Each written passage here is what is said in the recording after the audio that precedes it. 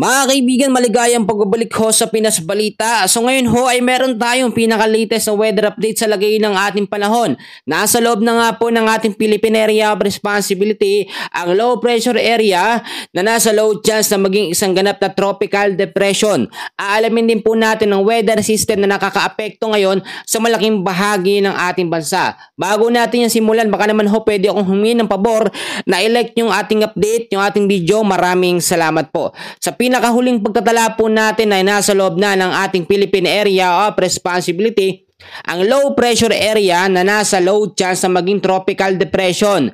Sa pinaka-updated po na lokasyon niya, meron po siyang 260 kilometers east-southeast of Puerto Princesa City. At kung mapapansin po ninyo, ito pong low pressure area na ito kahapon unlikely lamang siya or mas mababa pa sa Bayingilo. Ngayon, nagkakaroon siya ng mahinang intensification o unti-unti pong lumalakas into low chance at ang susunod po dito ay yung medium hanggang sa high chance na maging isang ganap po na tropical depression.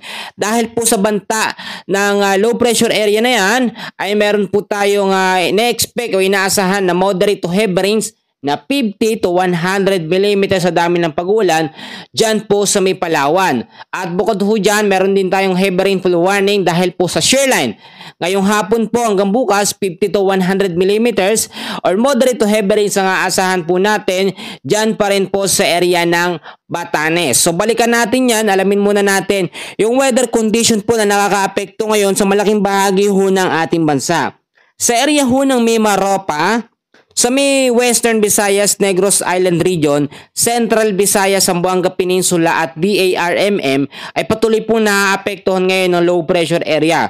Possible po na itong low pressure na ito, area na ito ay mag-intensify pa into medium hanggang maging high chance na low pressure area sa mga susunod na mga oras. So maging alerto at maging handa sa malawakan at patuloy na pag-uulan dahil po sa LPA na yan. Samantalang dito naman po sa Batanes at Babuyan Islands ay patuloy din makakaranas hanggang bukas ng cloudy skies with scattered rains and thunderstorms dahil po sa shoreline. Ang shoreline ay salubungan ng mainit at malamig na hangin dyan po sa may bandang north, no, or sa may taas ng ating bansa. So impact nun ay possible na pagbabaha sa mababang lugar at landslide po sa mga landslide prone area. Sa may Bicol region, Eastern Visayas, Aurora at Quezon, patuloy din makakaranas ng cloudy skies with scattered rains and thunderstorms dahil po sa easterlies. Ang easterlies po ay yung mainit or maalinsangang hangin na nanggagaling po sa may karagatang Pasipiko. So possible impact pa rin ito yung pagbabaha sa mababang lugar at landslide po sa mga landslide prone area. Ang ilang bahagi naman ng Mindanao ay patuloy din makakaranas ng partly cloudy to cloudy skies with isolated rain showers or thunderstorms dahil po sa ITCZ or Intertropical Convergence Zone. Sa Metro Manila, the rest po na Luzon ay patuloy din makakaranas ng maulap na kalangitan with isolated rain showers or thunderstorms dahil po sa easterlies, no? Yung easterlies, actually pawala naman na yan.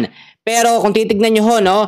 Wala pa naman tayong aktibong bagyo ngayon sa loob ng meron tayong LPA. Sa pinaka-advanced weather forecast natin, pagpasok po ng first week ng November ay may posibleng bagyo tayong mamamonitor.